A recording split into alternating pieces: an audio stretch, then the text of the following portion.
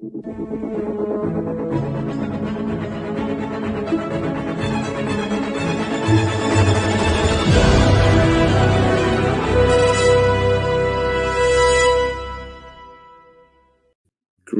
SOSW viewers, it is Jedi Knight Luke here again, hope you're all well, and this next video is going to be covering episodes 4 and 5 of The Bad Batch Season 2, Faster and Entombed. Yes, we're a little bit behind, so once again we're tackling more than one episode in the same video, and with me, as always, is... Captain Henson. Starting off with episode 4, Faster. This episode begins at Sid's bar on Ord Mantell, and we see Omega beating Wrecker in a game of holochess, which he manages to do by simply pulling a strong move on Wrecker when Wrecker thinks he's got the upper hand, which results in Omega winning their second game of the day. However, Sid shuts the fun down and gives them a new mission, to travel to Safa Tome and quickly become acquainted with the planet's signature sport, riot racing. They also become acquainted with Sid's sponsored racer, a rather snarky droid by the name of Teo. Sid is then greeted by an old competitor, Grunai Milegi, and his goons. He then offers a bet for the next race, which Sid agrees to. We then see in the race Sid and the clones are spectating that this course is both unpredictable and lethal. Teo is also forced out of the race due to foul play by one of Milegi's goons. Our heroes examine the ruins of Teo and the speeder, but before they can do anything, Milegi threatens Sid to hand over the payment. This causes hostility between the two groups, at which point Omega bravely steps in and decides to raise the stakes. If Milegi and his goons win, the Bad Batch pay double what Sid owes. If the Bad Batch win, Sid goes free. Both Tech and Wrecker are hesitant about this. However, Omega doesn't want Sid to be harmed. Milegi agrees to the race, but takes Sid as collateral. The group only has 24 hours to prepare for the next race. Milegi is then seen having a brief chat with Sid, which, that doesn't last very long, and we transition to the next day. Tech runs some analysis of the track, which Teo scolds him for, only to then get trashed due to a speeder to the head while in the pits. Oops. And then Tech steps up to race in Teo's stead. Tech hangs back for most of the race deliberately. He waits until he has a balanced power level between weapons and shields, and when necessary, increases his speed and mobility. He then enters the left tunnel, which is the most dangerous of the bunch, and despite the danger, he makes it out unscathed. A couple of intelligent gadget uses later, and Tech is the victor. Miller releases Sid, Sid commends Tech for his performance in the race, and Milegi commends the Bad Batch's loyalty to Sid. However, he also warns them that, with Sid, loyalty doesn't always go both ways. We get one overview shot of Safa Tome itself, and the episode ends. Alright, so this was a very fun episode. Getting to see what's basically pod racing, and as a fan of episode 1, great to see just as dangerous as that sport. And plus, it's always nice to see more of the seedy underbelly of the galaxy doing their thing. And just how underhanded this shit can really be. Like, if these racers, or at least some of the racers, weren't droids, be blood everywhere, and I would be all for it. And having Ben Schwartz voicing this droid, basically hearing Sonic the entire time, so there was that. And also another thing, it was this episode that made me realize just how much this show loves using celebrity guest stars. I mean, we've been seeing it throughout the show, but I mean, in just this episode, Ben Schwartz, Ernie Hudson. I don't really have much else to add to that, I just find it interesting just how many celebrity guest stars this show gets. This is, for me, probably the rampage of this season, because it takes an obscene concept. And I've got to be honest, when it started, and we first see the riot racing, it's a little bit like, really? You're dedicating an entire Bad Batch episode to this? But somehow, they've done it again. They've taken an obscene concept and really managed to make it fun and engaging to watch. How this show has the knack for doing that, but it does, I seriously don't know. I mean, it's really all down to character interactions. I mean, you like seeing these characters just doing things because they bounce off each other so well, at least in my opinion. So throwing them into any kind of situation, regardless of what it is gonna result in something at the very least entertaining. Speaking of it being about character first and foremost, we get a little bit more of insight into Sid's checkered past. Yes, we went into this series knowing next to nothing about her, only what we were able to glean from the episodes themselves. And yeah, we could gather that she had a not so spotless past record. I mean, criminal after all. But here we see one of her past acquaintances, and even he says that she's bad news. Now, of course, given how stories like this go, and even we even see in this episode that yeah, despite the checkered past, she does still care about the Bad Batch at the end of the day. And we'll probably get a scene later on in the season where she has a choice between, staying with them or, getting the fuck out of there. And, in the end, she'll join up with the group. It's cliche, but I enjoy her as a character, so there's that. Following on from what I said about Omega in the episode 1 section of the first Bad Batch Season 2 podcast, again, we see Omega becoming a lot braver and, dare I say it, a lot bolder. What did you think of her being the one, Henson, to raise the stakes after the first race went wrong? Yeah, I thought it made sense. Even having everyone else say, no, we should not do this. And I'll talk a bit more about this when we get to the next episode, but I like the fact that the show remembers that at the end of the day, Omega is still a child, so sometimes she can be impulsive when it comes to decision making. Now, they can wind up being the correct course of action, but that doesn't change the fact that she acts more so on emotion rather than thinking things through. Because this race could have gone south for Tech. Like, he is lucky that he didn't die. Yet somehow he keeps a level head throughout. Yeah, the brainiacs for him. And what did you think about the carnage we see during the races themselves? Oh, it brought me back to Phantom Menace with the pod race. Again, I like the fact that we see just how dangerous this shit can be, and the fact that this cartoon isn't afraid to show it. Granted, a lot of the races were droids, so not that gruesome, but still, there were still some living creatures in there that died. As I say, we also get introduced to Teo in this episode, Sid's sponsored racer, and yeah, I can see why those two get along, considering he's just as snarky as she is. Yep, I can see why they cast Ben Schwartz in that role, really channeling his Sonic personality. I'll be honest, I couldn't help but feel a little bit pleased when he got run over the second time he got dismantled, just because that type of personality rubs me the wrong way. Well, I mean, it's the type of character that you want to see experience karma. And much to my surprise with Malegi actually does have a small spark of honor with how he conducts himself, as we see at the end of the episode, when he lets Sid go and even warns the Bad Batch about potential loyalty issues. Probably speaking from experience, I'm sure. I mean, for the most part, he clearly is your stereotypical brute/bully type of guy, but the fact that he did go so far as to give the Bad Batch the heads up with that, just in case anything goes wrong, I was surprised. Well, I mean, given the fact that Omega had a lot of balls in this situation, yeah, earning his respect shouldn't have been that hard. Anything else to say about this episode, Henson? No. Okay then. So, moving on to episode 5, Entombed.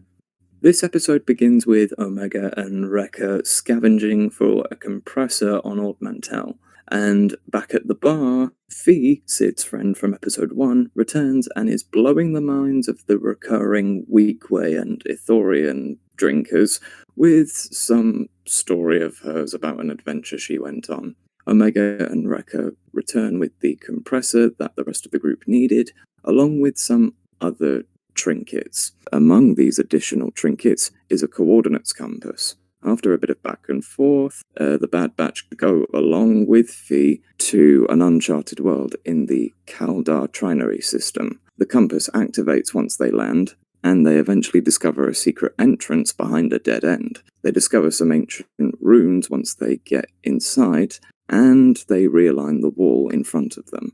However, this results in them being trapped.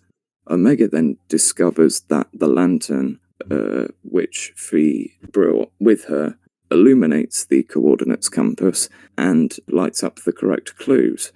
So they then align the correct clues, which properly opens the doorway to proceed further into the mountain.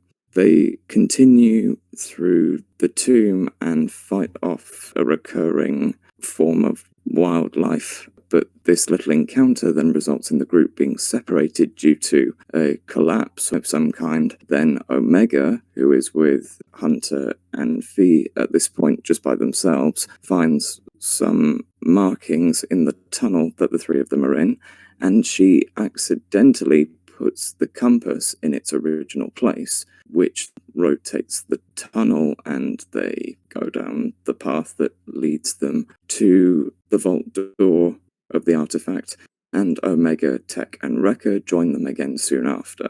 So they find the artifact, which was a crystal of some sort. Fi then removes the crystal, and the mountain begins to collapse, thus awakening a dinosaur-like droid that starts raging havoc on the world. They realize that the crystal should be returned, and that it's probably the only way they're going to shut the droid down. However, the wildlife beast from earlier on returns. Hunter saves Fi from falling out of the droid dinosaur, and they fight the small creature off and return the crystal to its source. But then the crystal melts, and the droid shuts down in a blaze of glory. The team then head back to the ship. Fi starts talking to Omega about another ancient artifact that she apparently knows about, and they fly off in the Marauder. So, here we finally get a story where V is a major character after being introduced in episode 1. And what we get is basically an Indiana Jones-esque story, even getting mention of the Ancients, which has to be one of the most generic names for a long dead civilization, but okay. And I mentioned before of Omega acting like a kid, and you see it clear here. She just has this childlike excitement at going on this adventure. I like that, despite all the shit she's experienced and done, at the end of the day, yeah, she's still a kid. She would still have this giddy excitement at going on this adventure to find long lost treasure. Once again, like the previous episode, this is a situation where you wouldn't expect it to work, but it absolutely does. The compass itself was a very interesting artifact, and seeing it be the guide through these runes was interesting. Yeah, this episode was, as far as I can tell, very much a standalone episode. Like the previous one, but that set up some more shit with Sid. And here we get to see stuff with V, her personality, how she bounces off the rest of the group. Connects with Omega, which, unsurprising, again, childlike excitement at these adventures V goes on. And we have Hunter being the stick in the mud. Well, I mean, can you blame the guy? Because Fi, I don't think she's got her head the most screwed on. I mean, she does. She's the type of personality who just doesn't give a shit what other people think. They know they're good, and they just exploit that for all it's worth. And of To be honest, course, exaggerates on her various escapades, so you can see why that would annoy Hunter too. yeah, I think most people would be really annoyed with that. In regards to those runes that they find on the starting wall being pre-Republic, do you think those will be expanded on at all in later episodes, or do you think this was just a random factoid? For now, I'll say it was just a factoid for this particular episode, just to give it a bit of backstory. Just to play into the fact that they are trying to find this supposed long lost treasure. And to do that, you should give a bit of context as to what exactly you're looking for and the significance of it. Should we just jump straight to the end with all the carnage and awaking the dinosaur droid? Yeah, so they awaken the giant animal like death machine, and they figure, okay, put the crystal back into its place to shut off the machine, which I might have missed something, but not only does that stop the machine, it also destroys it. What I think is that the machine wasn't meant to be turned off at that specific moment, and so by shutting it off, it kind of fucked with the mechanisms and overpowered things, and then boom. I have to say, given the scale of the damage that was depicted inside when they attempted to return the power source and then the crystal melted, I honestly thought the external damage was going to be a lot more than it was. I thought it was going to be a situation where they barely survived. But nope, they come out unscathed. Then, as I say, there was also a couple of encounters with one particular beast. Yeah, I'm gotta have one of those in this kind of story, especially if it's a sci-fi setting. You mentioned how the template for the adventure of this episode takes very much from Indiana Jones. Does this parallel to one particular installment of the Indy series, or is it just very generally taking those tropes? Keep in mind, Indiana Jones is an adventure film, and so uses a lot of the tropes we would see in that type of story, and so does this. You know, you have your booby traps, you have your figuring out how the shit works, finding the artifact. When you actually get the artifact, that causes something unexpected to happen, etc., etc. Do you think that the destruction of the dinosaur droid was satisfying, or do you think it was a bit of an anticlimax? I thought it was satisfying. I mean, we saw the damage it caused. I think it did a good enough job to show that, yeah, no, we need to destroy this now, or the ship's gonna get destroyed and we're gonna be stuck here forever.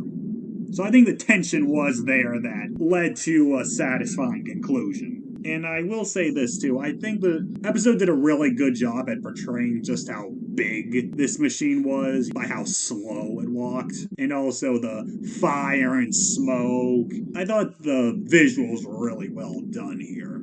The ending gives me a 50 to 55% impression that this won't be the only time Fee is a key character this season. Oh, no, of course not. I mean, just episode 1 alone shows that, yeah, she's gonna be, at the very least, a reoccurring character. I can only imagine how much the majority of the group will love that. Oh, yes, we'll see if any relationships spring from this. I would not be surprised if her and Hunter get together. I mean, I'm not saying it's definitely gonna happen, but I mean, you've seen this type of thing before. You know, you got the two characters who get on each other's nerves and then eventually they get together. Again, not saying that's definitely gonna happen, I'm just saying I think it's a possibility. Anything more to say? No. Okay then. So let's slide on into the conclusion. Overall, I think both of these episodes were fantastic. Again, these two episodes both take pretty unlikely concepts and really manage to make them work. Brilliant voice acting, brilliant animation, and you felt for the characters. Once again, these two episodes succeeded with flying colours, and I hope that this quality continues. So I really like that instead of having an overarching story, we do mostly have these one-off episodes. And yeah, sure, there are overarching things happening, but in terms of like an end goal, we don't really have that. We just see these characters going on these various escapades, seeing them interact, and yeah, I think this show does a really great job at showing these characters just interacting, doing shit. The chemistry is really good amongst the cast, is what I'm saying. Really enjoyed what we're seeing so far and can't wait for the next batch of episodes. Anyway, ladies and gentlemen, this has been your Jedi Knight Luke from SOSW, along with the always fantastic and greatest member of State of Star Wars, Captain Henson. And these were our opinions on episodes 4 and 5 of The Bad Batch Season 2. We hope you guys enjoyed this video, and we will see you next time. Goodbye. Signing off.